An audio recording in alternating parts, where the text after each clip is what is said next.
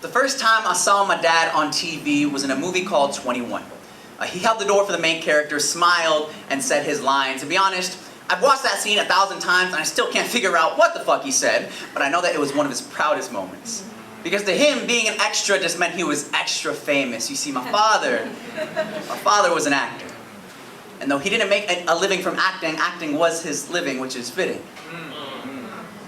Because the last time I saw my dad was on a screen. We FaceTimed while he was in the hospital. You know, he said he was coming home soon, that he'd never leave without a proper goodbye, and I don't know if I should call him a liar or a damn good actor, because now his EKG looks a lot like his scripts. It's only got one line. I guess the heart monitor took quiet on set a bit too literally, his lungs. Now the understudy to a ventilator, the ICU CGI'd my father's voice into an answering machine. I left him message after message just waiting for a call back, but he's too busy acting like he's gonna be okay, and honestly, I can't tell if he's killing this role or if this role is killing him. The pandemic was a global hit. 1.1 million caskets sold, box office numbers boomed, his bodies filled the room. My dad got his too, I buffed and shined it myself, and while I think there's something cynical about picking out your own casket, I know he was just getting ready for the walk of fame, because isn't that exactly what happens when you bury a star? The doctors turn more director. Tell us to go home, it's important to stay safe, socially distant, we don't want this happening again, but they all feel like closed captions because I see exactly what they're trying to say, what they really mean.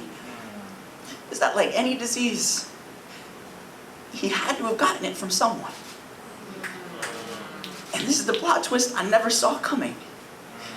My father's blood covers my hands, trickles off my fingers onto the floor so that everywhere I walk is a red carpet.